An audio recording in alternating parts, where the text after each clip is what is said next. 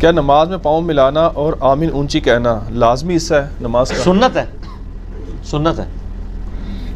صحیح بخاری میں ہے کہ نبی علیہ السلام فرمایا پاؤں سے، یعنی وہ انس بن مالک کہتے ہیں جب نبی علیہ السلام ہمیں کہتے ہیں نا صف سیدھی کرو، تو پاؤں سے پاؤں ہم ملا لیتے، کندھے سے یلزقو کے الفاظ ہیں، یعنی جوڑ لیتے، ملاب کر لیتے تھے، تو فزیکلی جوڑنا ہوتا ہے۔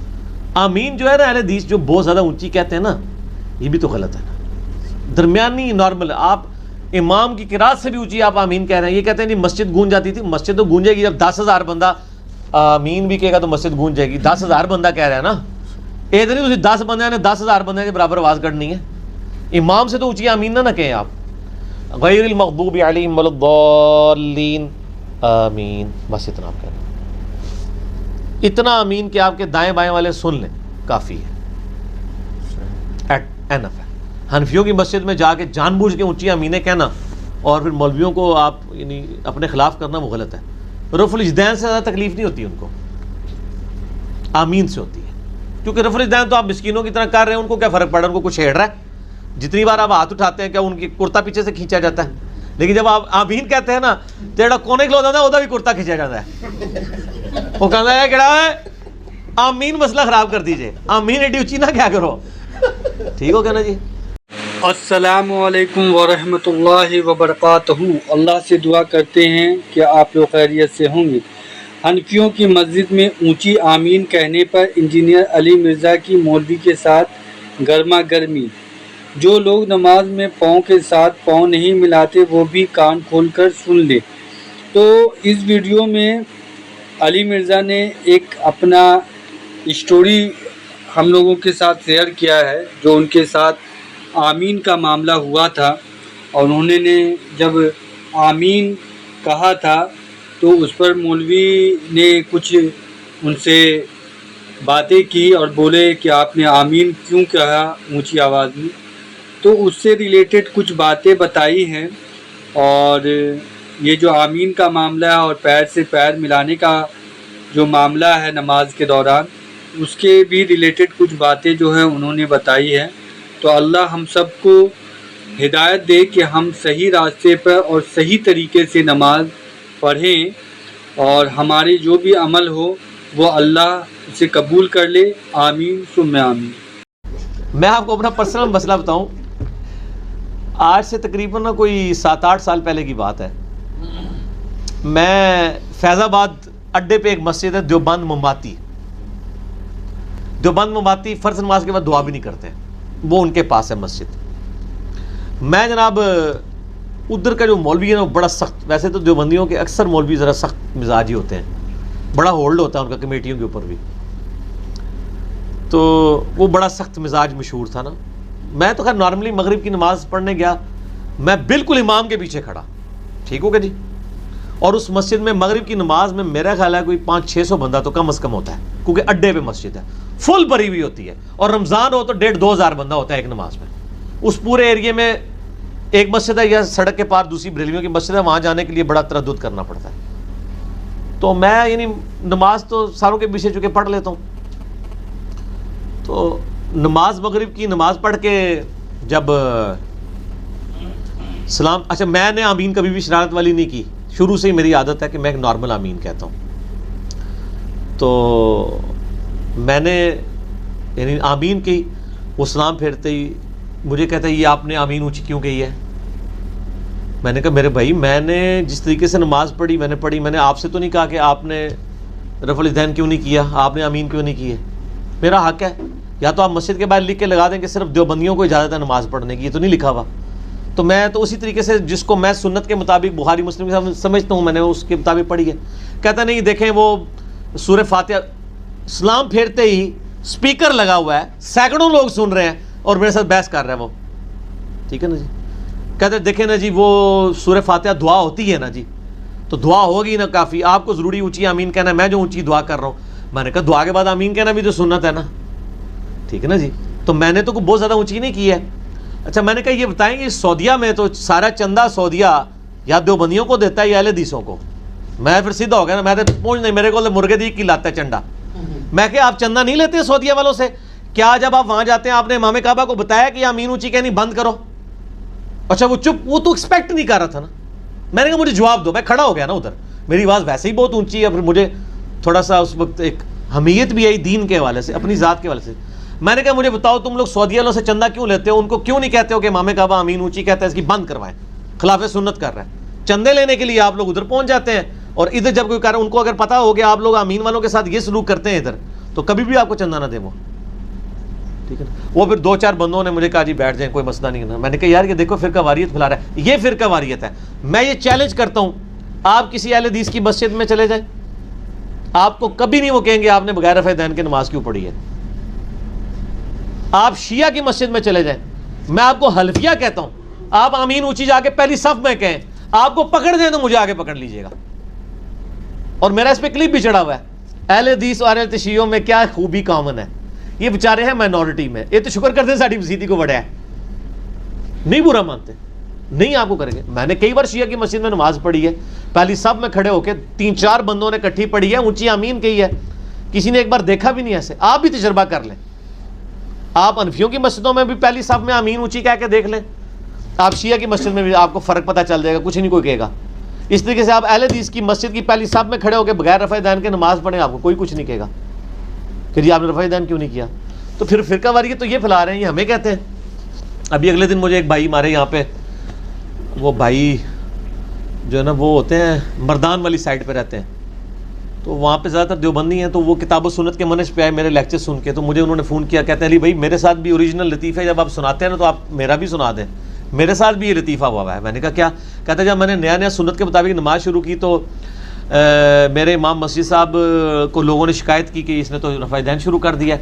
تو کہتا ہے امام صاحب کو پہلے تو میں نے یہ کہا کہ امام شافعی بھی تو کرتے تھے نا, تو کہتا ہے امام نے یہی جواب دیا مقتدیوں کا, یہ شافعی ہو گیا. اس نے یہ نہیں کہا میں شافعی ہو گیا ہوں, اس کو بعد پتہ چلا تو اس نے کہا کہ امام صاحب میرا آپ کیوں کہہ رہے ہیں میں شافعی ہو گیا ہوں, میں تو شافعی تو نہیں ہوں, میں تو محمدی ہوں. کہتا ہے پھر تو میں تمہیں رفع دین نہیں کرنے دوں گا. آپ شافعی ہو کے رفع دین کر سکتے ہیں, محمدی ہو کے نہیں کر سکتے. پھر میں کیوں نہ کہوں, نہ میں وابی نہ میں بابی, اور تسی بابیاں دے پجاری ہو, پجاری. میں ہوں مسلم علمی کتابی, نہ میں وابی نہ میں بابی, میں ہوں مسلم علمی کتابی. تو یہ حالت ہے. یہ کہتے ہیں آپ مقلد ہو جائیں ہمارے بزرگوں کے تو آپ کر لیں, نبی علیہ السلام کے نام کے اوپر آپ کوئی کام نہیں کر سکتے. ٹھیک ہو کہتا جی. تو ویسے مشرکین عرب میں بھی اس طرح کی نٹوریس چیزیں پائی جاتی تھی. سورۃ النام میں ہے نا, وہ جو ذبیحہ اپنے بتوں کے لیے چھوڑتے تھے نا, وہ کہتے تھے یہ خاص بتوں کے لیے ہے, اس میں اللہ شریک نہیں ہوگا. اور جو اللہ کے نام کا ذبیحہ کرتے تھے اس میں کہتے تھے بت بھی شریک ہے. اللہ فرماتا ہے مجھے اس لیول پہ تم لے آئے ہو. دیکھا, جو خاص اللہ کے لیے کرتے تھے اس میں کہتے تھے ہمارے بت بھی شریک ہیں, اور جو بتوں کے لیے کرتے تھے وہ کہتے تھے اس میں اللہ شریک نہیں صرف بت ہیں. یہ بھی یہی کہتے ہیں کہ آپ امام شافعی کا نام لے کے کر سکتے ہیں رفع الدین, آپ نبی علیہ السلام کا نام لے کے نہیں کر سکتے. یہ وہی بیماری ایک دوسری شکل میں نکلی ہے. بیماری تو ایک ہی ہوئی ہے نا, وہ مختلف شکلوں میں نکلتی ہے. لک وشکاری ہے, بیماری وہی ہے.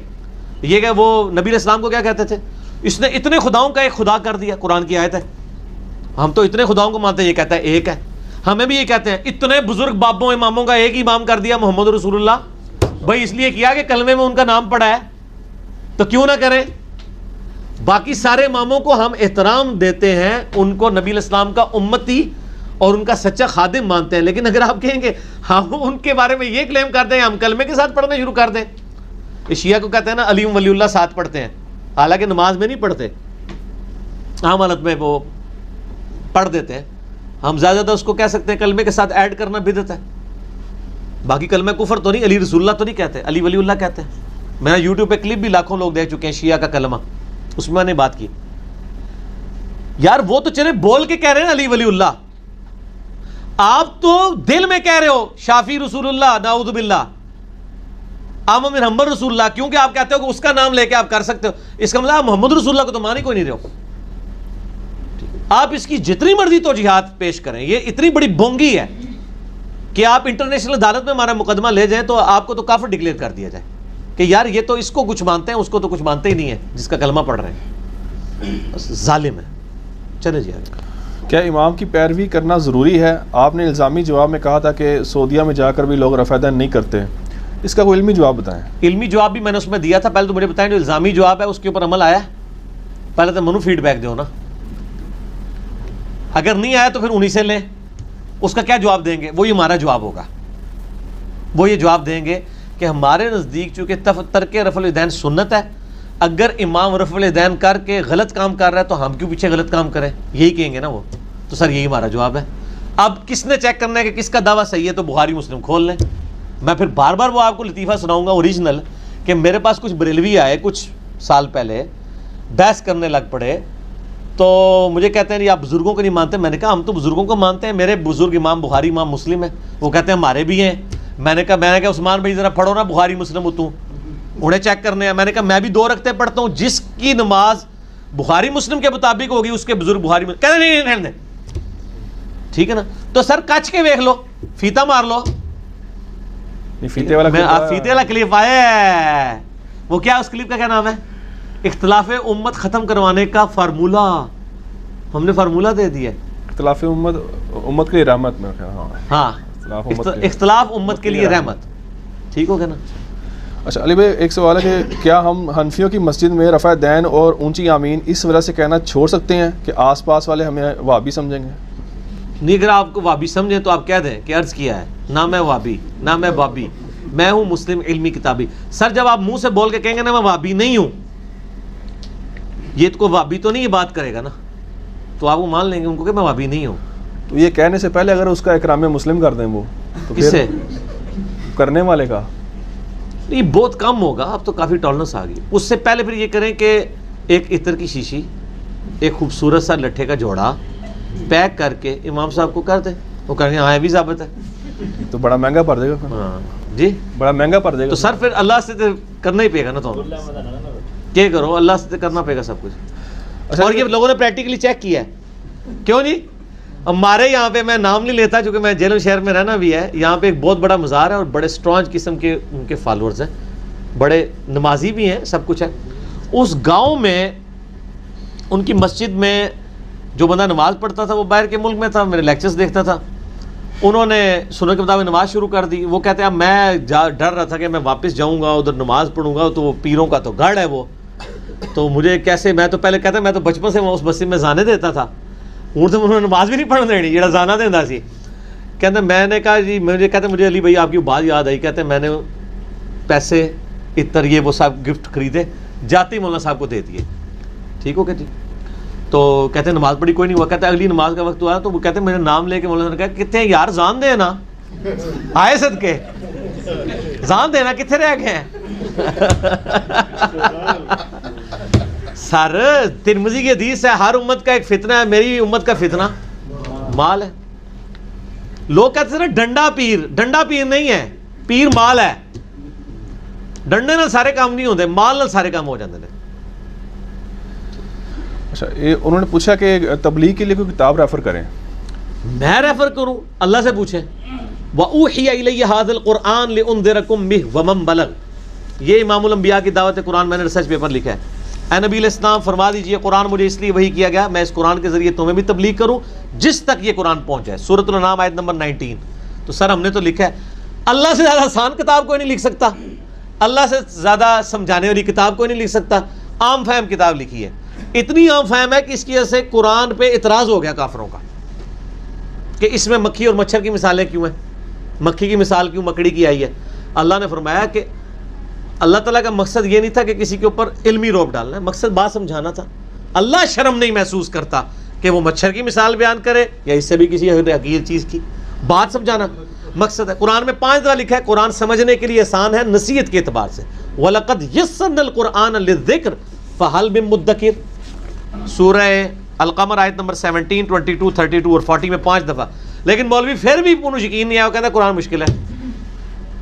قرآن نصیحت کے لیے آسان، نصیحت کے لیے آسان ہے، وہ کہتا نہیں مشکل ہے. چلو جی مشکل ہی مان لیا. آپ کے بابوں نے جو ترجمے کیے ہیں ان کے لیے تو آسان تھا نا، ان کو علم آتا. ہاں جی تو وہ تو پڑھنے دیں. نہیں وہ بھی نہیں پڑھنا، ڈائریکٹ گمراہ ہو جاؤ گے. کیڑے پاسے جائیے. ٹھیک ہو. میں آپ کو بتاؤں مجھے بڑا دکھ ہوا. میں میری تبلیغی جماعت سے بڑی محبت کرتا ہوں، میں پروموٹ کرتا ہوں، لیکن یہ ان میں خرابی ہے. اس حوالے سے میں کہتا ہوں فضائل مال کی جگہ وہ قرآن سے تبلیغ کریں، جیسا کہ عرب ملکوں میں ریاض الصالحین سے درس دیتے ہیں وہ. وہاں نہیں فضائل مال کھولتے.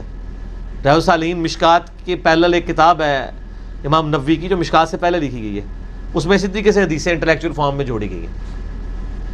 میں رائے ونڈ گیا 2007 کے اجتماع کی بات ہے, نومبر 2007 میں اجتماع آیا تھا رائے ونڈ کا. میرا یعنی اس وقت نیا نیا میں گمراہی کی طرف جا رہا تھا, بریکٹ والی, تو تحقیق کر رہا تھا. تو میں نے یعنی ان کے مکتبے کے اوپر گیا,